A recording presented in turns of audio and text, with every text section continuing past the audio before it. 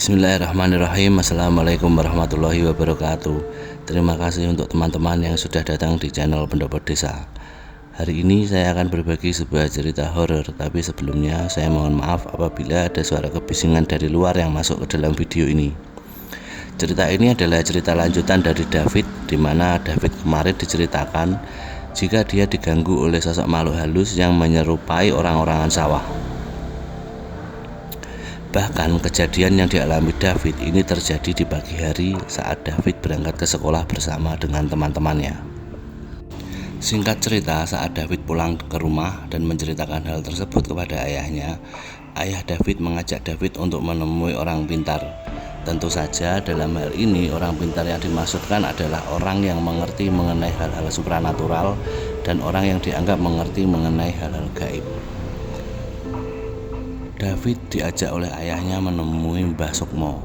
Mbah Sukmo ini adalah orang yang dianggap mengerti mengenai hal-hal supranatural dan hal gaib, yang mana Mbah Sukmo ini juga tinggal di sekitaran dusun tempat tinggal David. Sore hari setelah David menceritakan hal itu kepada ayahnya, David pun diajak oleh ayahnya menemui Mbah Sukmo. Sesampainya di rumah Mbah Sukmo, tanpa banyak bicara, Mbah Sukmo pun juga menanyakan kepada David apa yang sebenarnya telah David lakukan sehingga terjadi hal tersebut. Kemudian David pun menceritakan hal itu kepada Mbah Sukmo. David menceritakan memang bahwa beberapa hari sebelum kejadian itu terjadi, David ini janjian dengan teman-temannya untuk bermain layang-layang di area persawahan. Tentu saja hal ini sebenarnya dilarang karena area persawahan tempat bermain mereka layang-layang itu sedang tumbuh padi. Tentu saja kalau mereka bermain layang-layang di area itu, padi bisa terdampak rusak karena ya mungkin mereka nanti akan berlari ke sana ke sini saking serunya bermain layang-layang. Kemudian saat David berjanjian dengan teman-temannya untuk bermain layang-layang di area persawahan tersebut, baru satu orang teman David yang bernama Bayu yang datang ke sana. Jadi di area itu hanya David dan Bayu yang masih bermain. Mereka bermain berdua. Teman-teman yang lain belum ada yang datang untuk bermain layang-layang. Saat mereka asik bermain layang-layang, tanpa mereka sadari mereka itu terus berjalan ke semakin tengah di area persawahan tersebut. Tentu saja di area persawahan yang sedang tumbuh padi ada beberapa orang-orangan sawah seperti cerita yang kemarin. Hanya saja orang-orangan sawah ini ya terlihat normal seperti orang-orangan sawah pada umumnya. Ketika David dan Bayu bermain layang-layang sambil menunggu teman-teman mereka, tiba-tiba David ini merasa ingin buang air kecil. David ini ingin pipis. Kemudian David ini mengatakan ke Bayu, "Bayu, tolong layang-layangku kamu pegang dulu.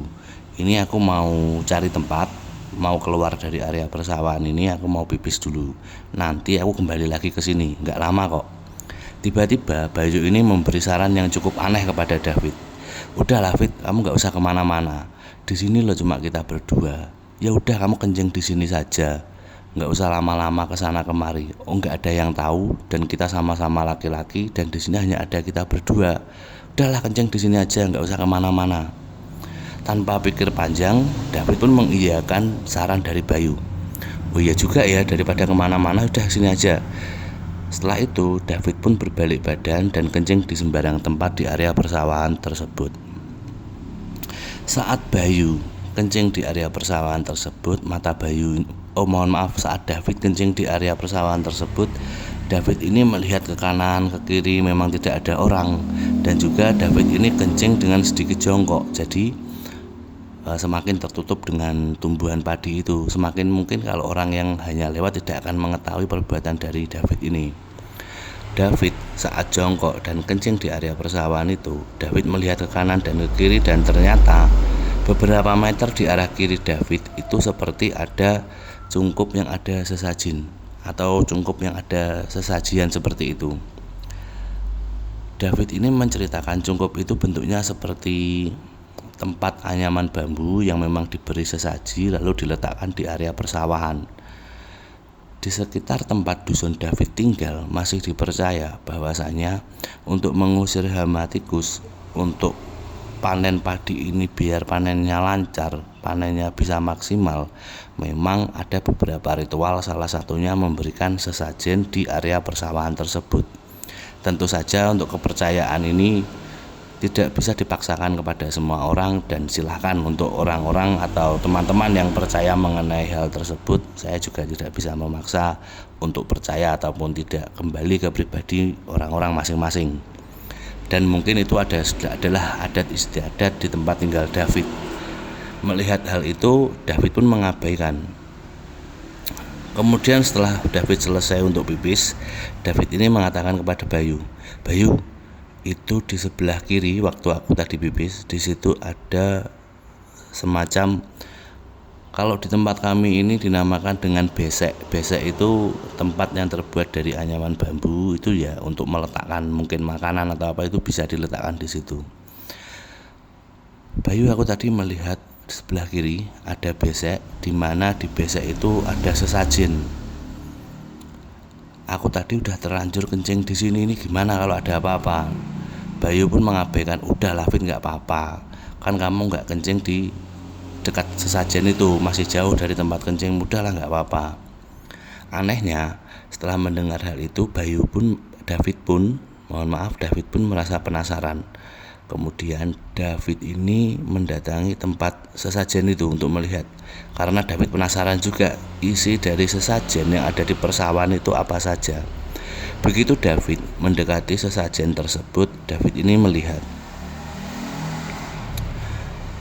di dalam isi sesajen itu ada telur, ada bunga, ada satu batang rokok kretek, ada beberapa item yang David juga tidak mengetahui itu apa. Yang diketahui hanya itu tadi, rokok, bunga, telur, dan beberapa item lagi yang David tidak tahu. David ini kemudian iseng. Dengan keisengannya David, yaitu mengambil beberapa dari sesajen itu untuk dibuat mainan. Telurnya diambil, dilihat-lihat, ini telur ini asli atau telur ini masih mentah atau sudah matang. Dikocok-kocok oleh David telurnya, dipegang-pegang rokoknya tadi, bunga-bunganya juga dipegang-pegang oleh David. Kemudian setelah melihat hal itu, ya udahlah, isinya ternyata cuma seperti ini. Akhirnya David ini pun mengembalikan itu, tapi tidak dikembalikan di tempat semula, asal diletakkan saja oleh David. Selesai dengan hal itu, tidak terasa teman-teman yang lain pun mulai datang menyusul. Akhirnya mereka pun asik bermain layang-layang sampai menjelang waktu maghrib. Mengetahui hal itu, sadar mengenai hal itu, akhirnya David dan teman-temannya pun pulang. Ya, mereka berlalu begitu saja untuk pulang ke rumah masing-masing. Tetapi anehnya, di hari itu David sudah merasakan ada sesuatu hal yang janggal, yaitu pada waktu mereka ingin berjalan pulang, David ini mendengar ada suara yang memanggil-manggil namanya. "David, David, kembalikan ke tempat semula." David pun merasa bingung. Ini suaranya siapa?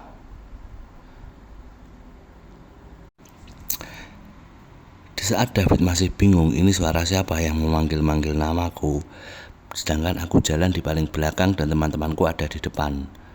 Tapi tanpa pikir panjang, karena mungkin David juga merasakan hal yang takut, akhirnya David pun mengabaikan hal ini. Dia tetap terus berjalan bersama dengan teman-temannya untuk menuju pulang ke rumah.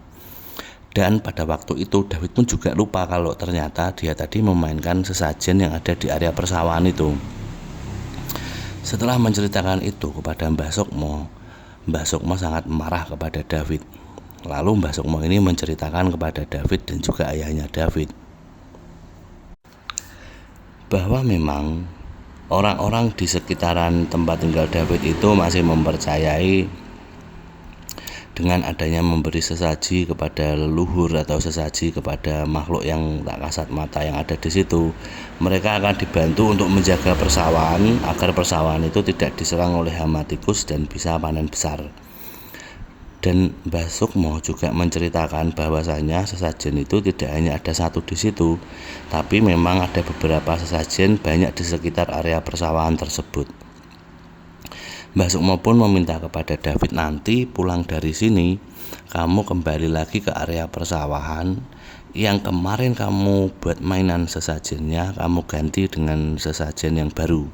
Mbah Sukma sudah menyiapkan sesajen itu untuk diletakkan di sana.